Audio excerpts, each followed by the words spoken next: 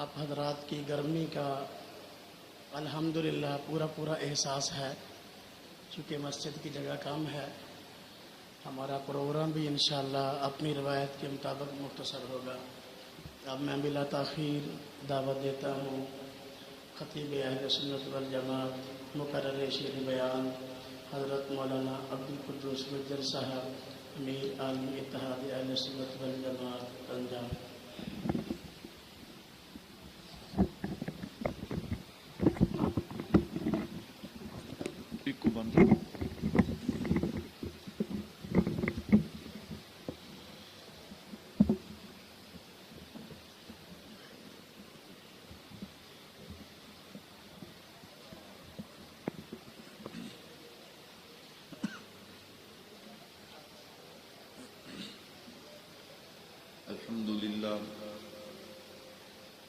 الحمد لله نحمده ونستعينه ونستغفره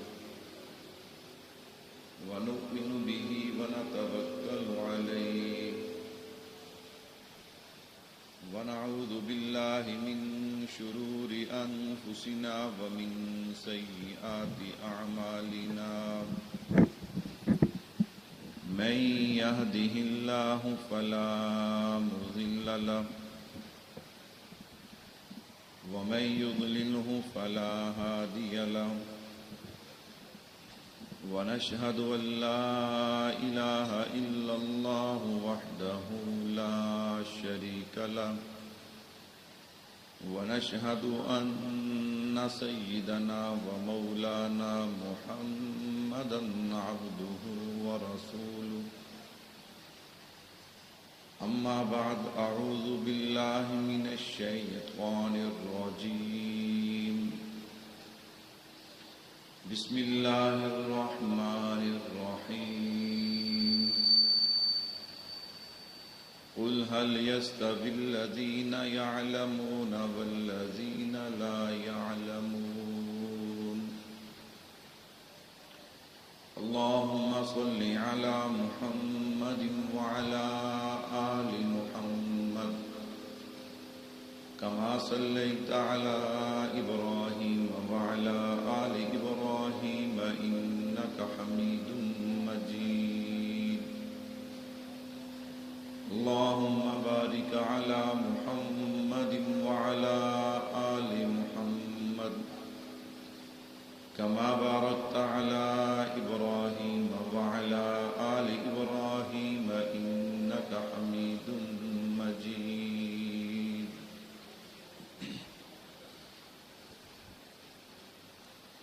میرے نہایت ہی واجب الاحترام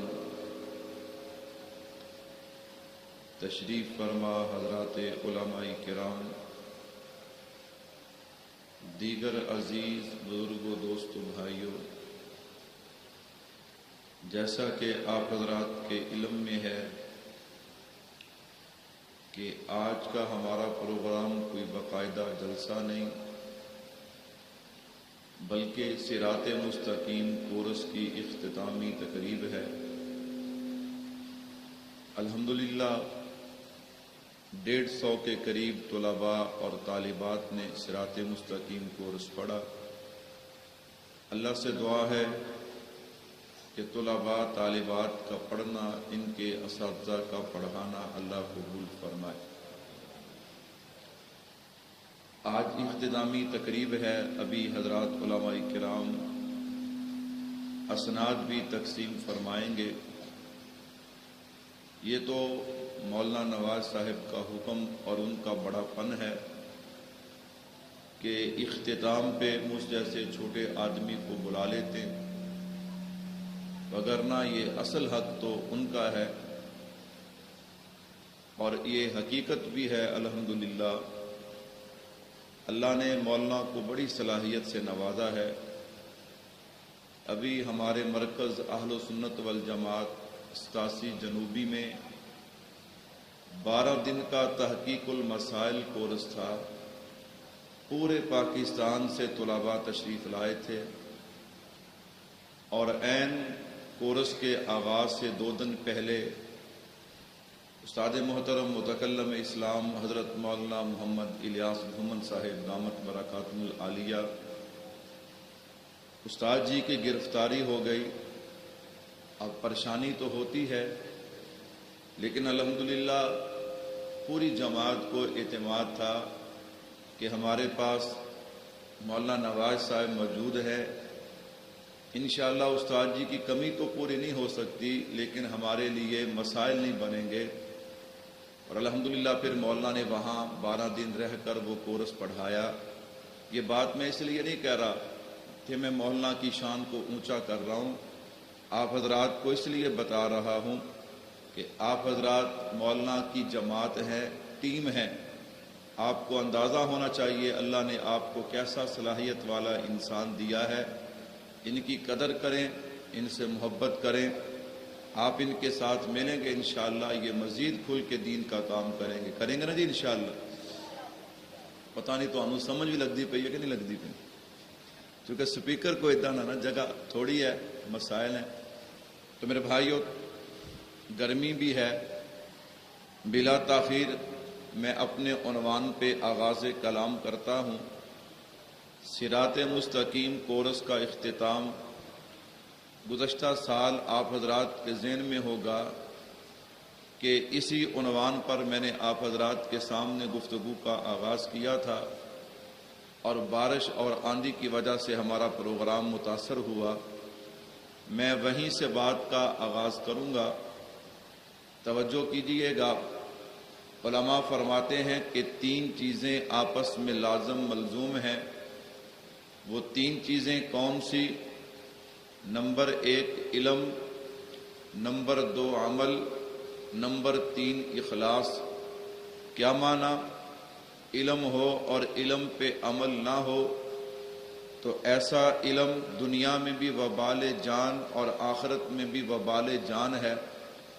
علم بھی ہو، عمل بھی ہو اور اخلاص نہ ہو، ایسا علم اور عمل دنیا میں بھی مسائل کا شکار رہتا ہے ایسا انسان، اور آخرت میں تو پریشانی ہے ہی ہے۔ تو علم بھی ہو، عمل بھی ہو، اخلاص بھی ہو، ایسے بندے کی دنیا بھی سنور جاتی ہے اور آخرت بھی سنور جاتی ہے۔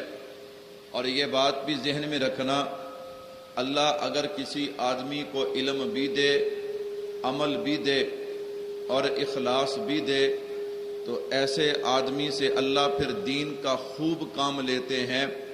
اللہ رب العزت سے دعا کرنی چاہیے، اللہ علم دے تو عمل بھی دے، علم کے ساتھ عمل، اور جب علم عمل دونوں آ جائیں تو اللہ اخلاص بھی عطا فرمائے۔ میرے بھائیو، میں آغاز کروں گا علم سے، جہاں تک وقت نے ساتھ دیا انشاءاللہ گفتگو کریں گے۔ فضائل علم کیا ہے؟ علم کی عظمت اور شان کیا ہے؟ علم والوں کو اللہ نے مقام کیا عطا کیا؟ علماء بڑی عجیب بات فرماتے ہیں، فرمایا اگر علم کے لفظ پہ غور کیا جائے، علم، صاحب علم کی عظمت سمجھ میں آتی ہے۔ کیا مطلب؟ علم میں اللہ نے 3 حرف استعمال کیے ہیں۔ نمبر 1 عین ہے، جو اس بات کی طرف اشارہ کر رہی ہے کہ جسے اللہ علم دے گا پھر اللہ اسے علیین میں مقام بھی عطا کرے گا۔ نمبر 2 آگے لام ہے، لام اس بات کی طرف اشارہ کر رہا ہے جسے اللہ علم دیتا ہے اس کے دل کی سیاہیاں دور ہو جاتی ہیں اور اللہ اس کے دل میں لطافت کو پیدا کر دیتے ہیں۔ نمبر 3 اس میں میم ہے، جو اس بات کی طرف اشارہ کر رہی ہے کہ جسے اللہ علم دے اللہ پھر اسے اپنی محبت بھی عطا کرتے ہیں، اپنے نبی کی محبت بھی عطا کرتے ہیں، اسے قرآن کی محبت بھی عطا کرتے ہیں، اسے صحابہ کی عظمت محبت بھی عطا کرتے ہیں، اسے اولیاء کرام کی محبت بھی عطا کرتے ہیں۔ بھائیو، علم کی فضیلت کیا ہے؟ علم کی شان کیا ہے؟ قرآن کہتا ہے قُلْ هَلْ يَسْتَوِي الَّذِينَ يَعْلَمُونَ وَالَّذِينَ لَا يَعْلَمُونَ، کہ علم والوں کا غیر علم والے مقابلہ کر سکتے؟ تھوڑا تھوڑا آپ بولیں تاکہ ماحول بنے اور گفتگو کرنا آسان ہو جائے۔ میرے بھائیو، علم والوں کی شان کیا ہے؟ علم والوں کا مقام کیا ہے؟ حضرت عبداللہ ابن مبارک رحمۃ اللہ علیہ سے کسی نے سوال پوچھا، حضرت بتائیے انسان کسے کہتے ہیں؟ آپ تھوڑی سی توجہ کیجئے گا، اب سوال پہ غور کرنا۔ سوال بڑا عجیب اور قیمتی ہے، سوال بڑا نرالا ہے۔ کیوں؟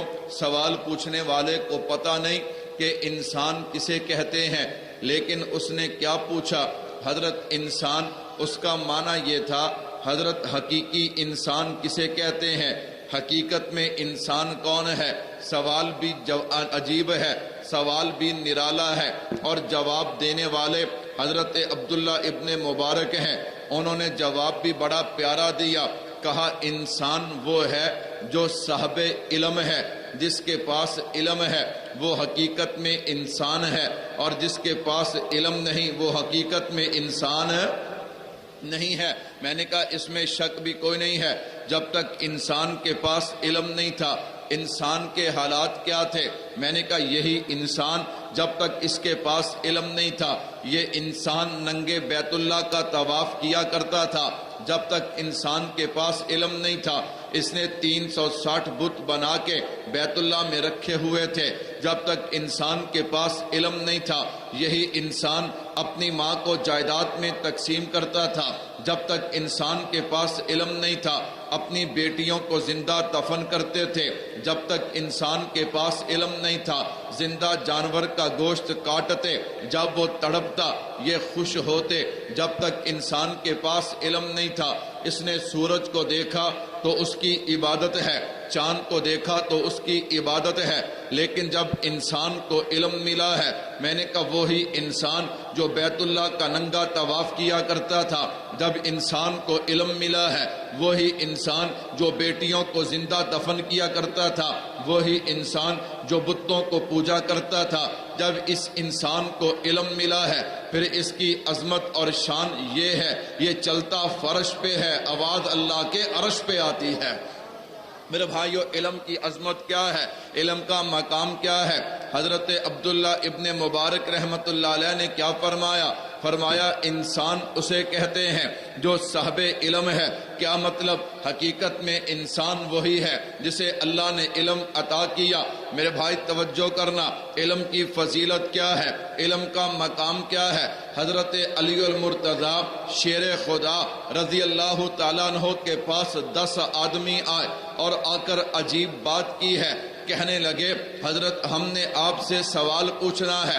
حضرت نے کہا پوچھو کیا سوال ہے؟ کہنے لگے ہماری شرط ہے۔ کیا شرط ہے؟ کہتے جی سوال ایک ہے، جواب 10 چاہیے، ہم 10 آدمی ہیں، ہمیں جواب علیحدہ علیحدہ چاہیے۔ میں قربان جاؤں، میں نے کہا تم نے تھوڑی بات کی ہے، تم نے شرط آسان لگائی ہے۔ کہتا مولوی صاحب کیا کہنا چاہتے ہو؟ میں نے کہا یہ کوئی عام انسان نہیں ہے، یہ وہ انسان ہے جسے حضور نے فرمایا انا دار الحکمت و علی بابوہا۔ میں نے کہا وہ شخصیت ہے کہ جسے حضور نے فرمایا اقضاہم علی، میرے علی سے بہتر کوئی فیصلہ کرنے والا نہیں، میرے علی سے بہتر کوئی جواب دینے والا نہیں۔ میں نے کہا تم نے تو یہ کہا نا کہ سوال ایک ہے جواب 10 چاہیے، اگر تم یہ کہتے نا کہ سوال ایک ہے جواب 100 چاہیے تو میرا نظریہ ہے حضرت علی 100 جواب بھی عطا کر دیتے، 100 جواب فرما دیتے۔ خیر انہوں نے کیا کہا؟ انہوں نے کہا علی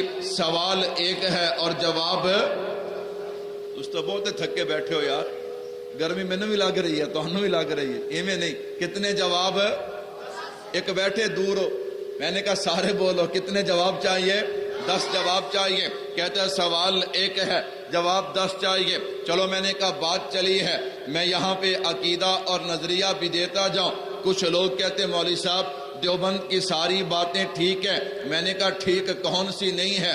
کہتا بس ایک بات ہے۔ میں نے کہا کون سی بات؟ کہتے ہیں تم جناب علی کو نہیں مانتے۔ میں نے کہا عجیب جاہل انسان ہے، تجھے کس نے کہا کہ ہم جناب علی کو نہیں مانتے؟ کہتا جی آپ کیا مانتے ہیں؟ میں نے کہا سن ہم جناب علی کو کیا مانتے ہیں، ہم جناب علی کو حسنین کا پدر مانتے ہیں، فاطمۃ الزہرا کا شوہر مانتے ہیں، حضور کا برادر مانتے ہیں، فاتح خیبر مانتے ہیں، نڈر شیر ببر مانتے ہیں، بہادر اور صفدر مانتے ہیں۔ ہم حضرت علی کو صاحب ذوالفقار مانتے ہیں، حیدر کرار مانتے ہیں، سنیوں کا سردار مانتے ہیں۔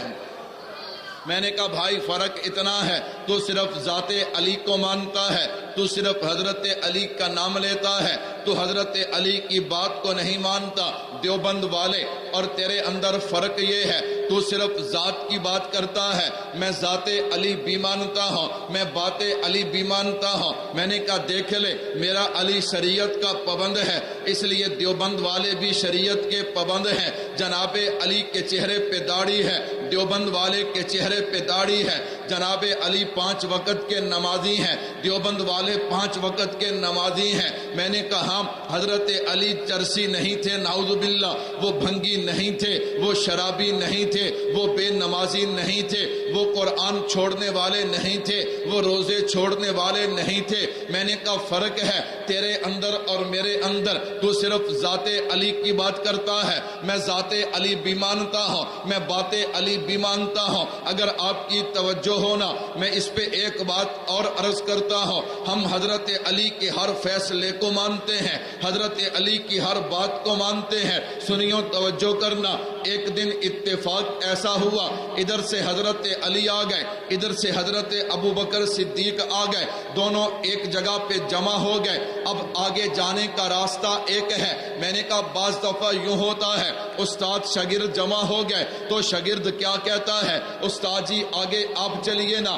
آپ بڑے ہیں۔ اگر پیر اور مرید جمع ہو جائیں تو مرید کہتا ہے حضرت آپ آگے چلیے نا، آپ بڑے ہیں۔ حضرت ابو بکر بھی آ گئے، حضرت علی بھی آ گئے، آگے جانے کا راستہ ایک ہے۔ حضرت علی فرمانے لگے ابو بکر آپ آگے چلیے، آپ بڑے ہیں۔ حضرت ابو بکر فرمانے لگے علی آپ آگے چلیے، آپ کا شان زیادہ ہے۔ میں نے کہا دیکھ لے، یہی تو حقیقت میں تصویر ہے رحماء بینہم کی۔ وہ کہتے ہیں حضرت آپ چلیے، وہ کہتے ہیں حضرت آپ چلیے، تو کہتا ہے لڑائی ہے، میں کہتا ہوں نہیں، صحابہ آپس میں بھائی بھائی ہیں۔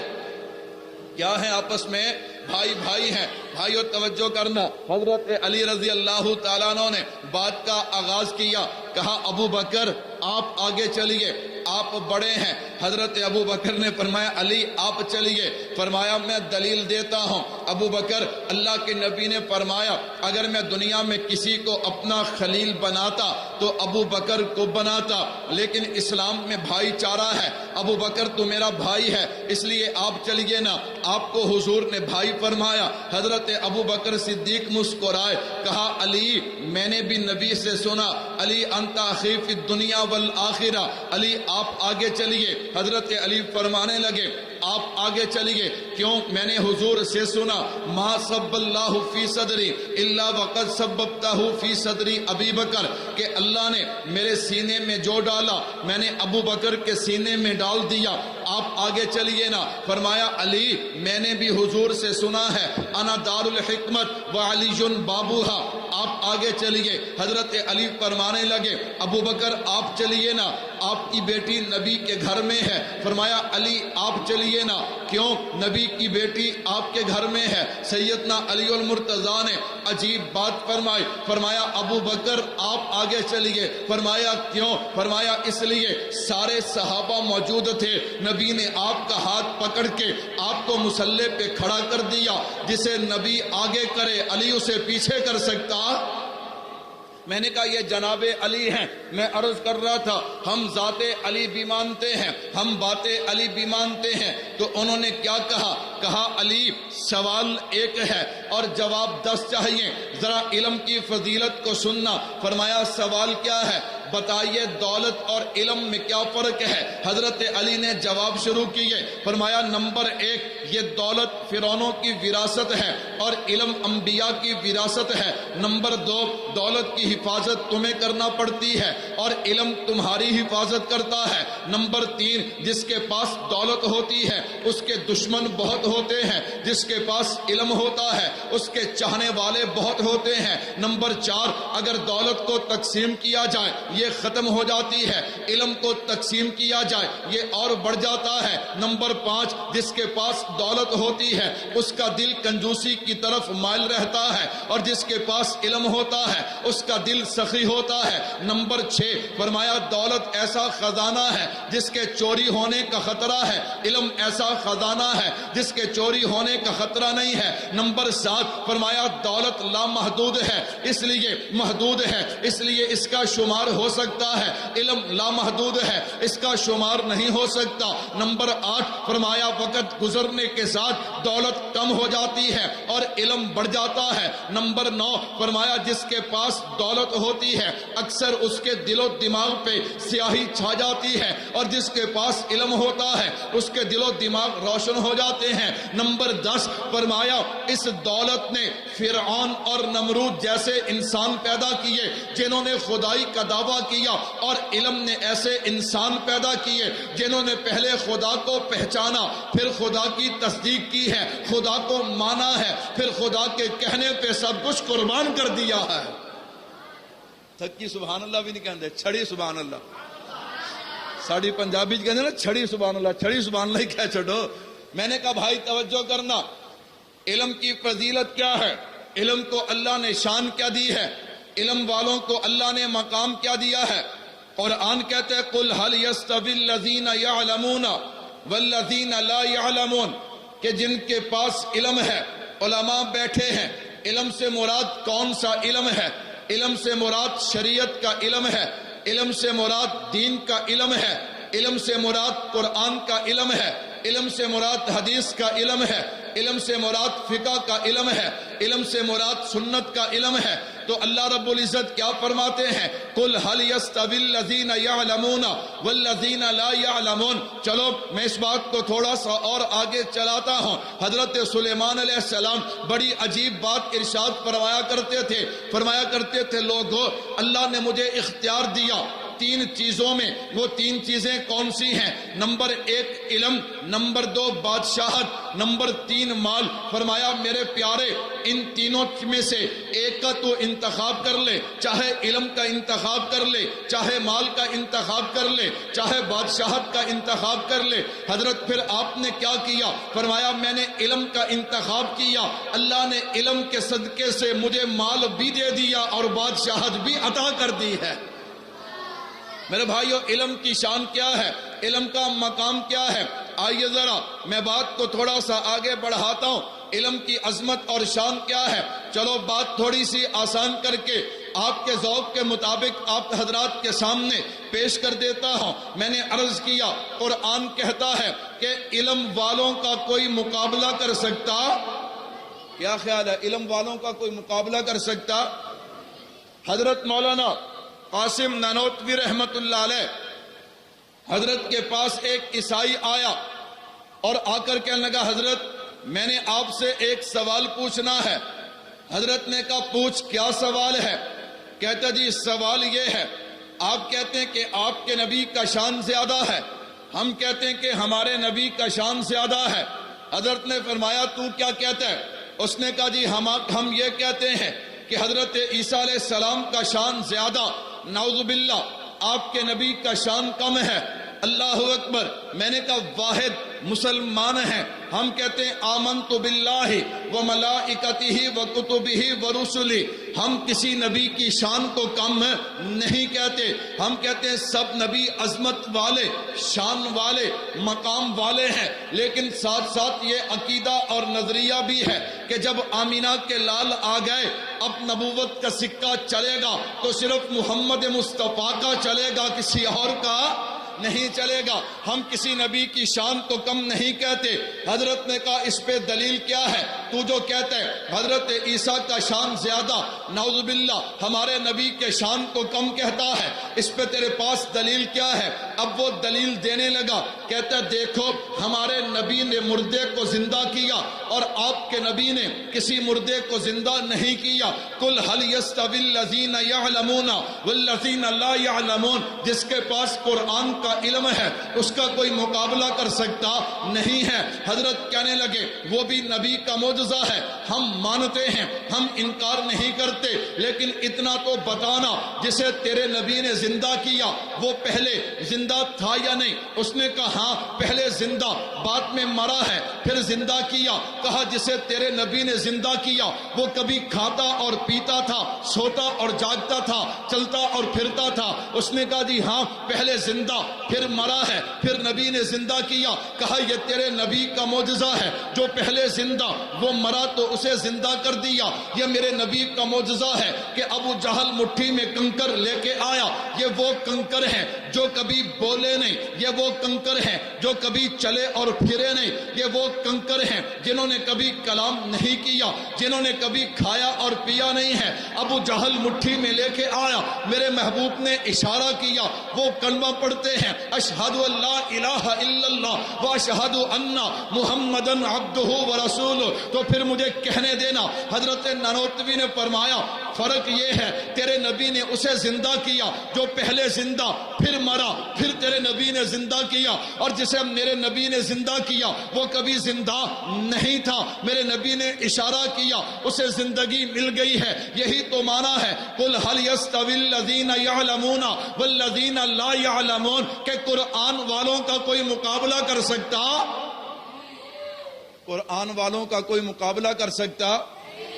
میں نے کہا اسی پہ آگے چلیے۔ میرے اور آپ کے اکابر میں سے حضرت امام اعظم ابو حنیفہ سب کہہ دو رحمت اللہ علیہ، سارے نہیں کہتے، سب کہہ دو رحمت اللہ علیہ۔ حضرت امام صاحب کے پاس ایک بندہ آیا، بعض دفعہ لوگ آتے ہیں مسئلہ پوچھنے اور بعض دفعہ آتے ہیں چسکا لینے۔ کیا کرنے؟ پانی ہے جی، پانی بہت گرمی ہے، انتخابی گرمی۔ سارے حضرات دودھ پاک پڑھ لیں۔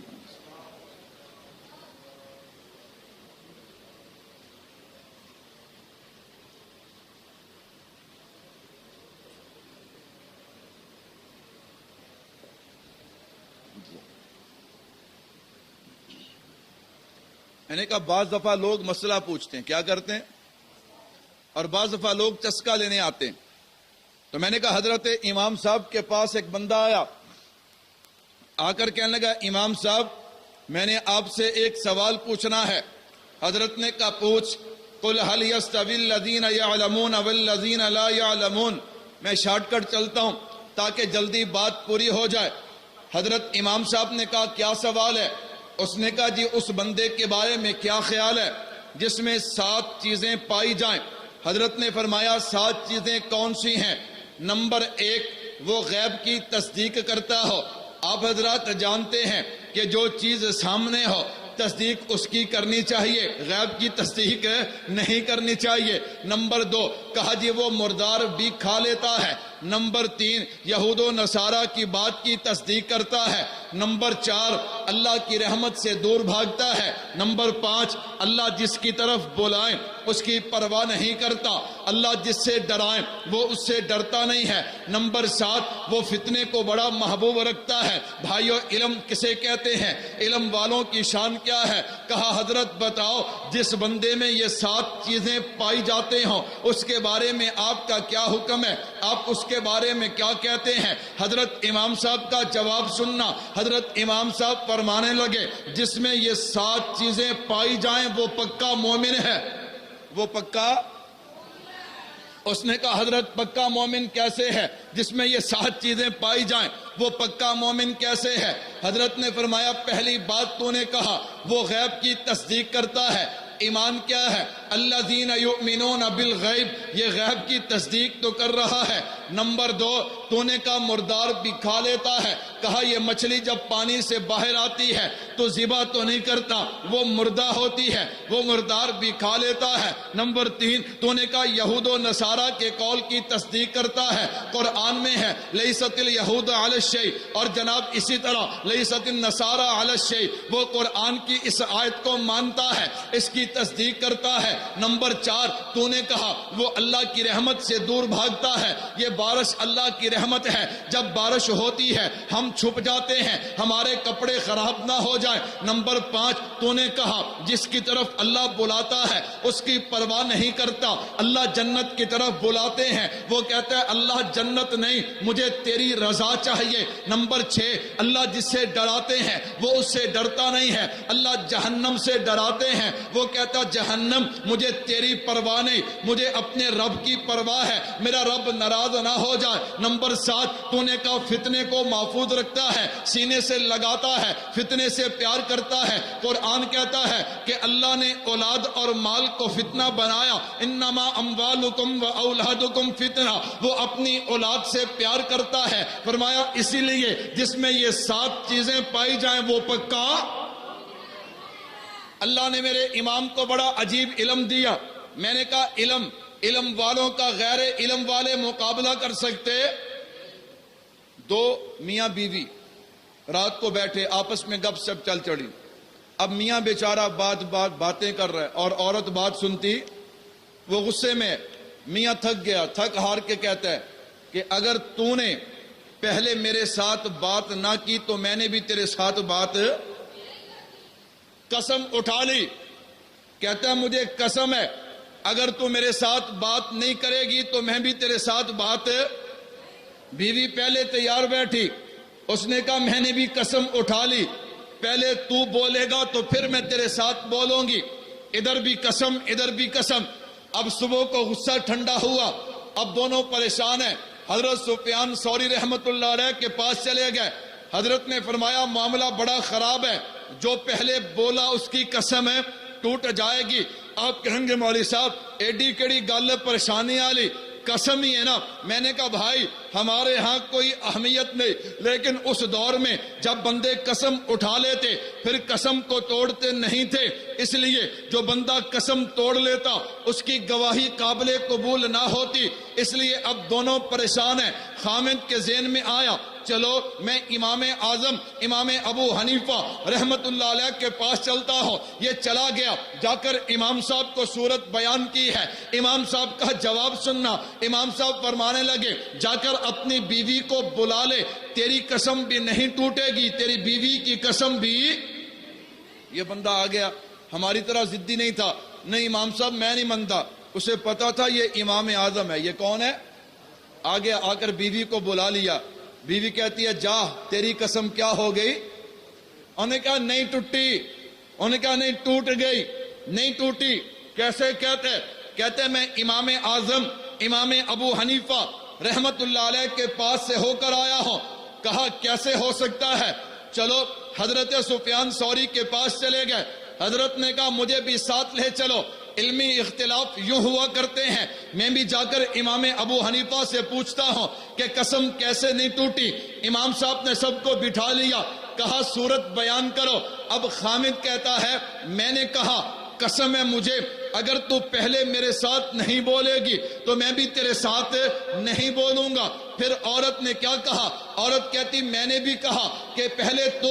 فرمایا اب عورت بول رہی ہے، یہ فرشتوں کے ساتھ کلام کر رہی ہے، یہ جنوں کے ساتھ کلام کر رہی ہے، یہ اس کے خامد سے کلام کر رہی ہے۔ یہ پہلے بولی تو خامد کی قسم نہیں ٹوٹی۔ میں نے خامد کو کہا جا کر تو بلا لا، تیری قسم بھی۔ بس انشاءاللہ تقریر ادھار ہے، بہت مشکل ہے گفتگو کرنا، پھر کبھی موقع ملا انشاءاللہ۔ یہ رمضان کے فضائل بھی میرے ذمے تھے، انشاءاللہ مولانا جمعے پہ آپ کو سنائیں گے۔ بہت گرمی ہے، اللہ آپ حضرات کو جزائے خیر عطا فرمائے۔ انشاءاللہ پھر حاضری ہوئی تو بیان ہوگا۔ وما علینا الا البلاغ۔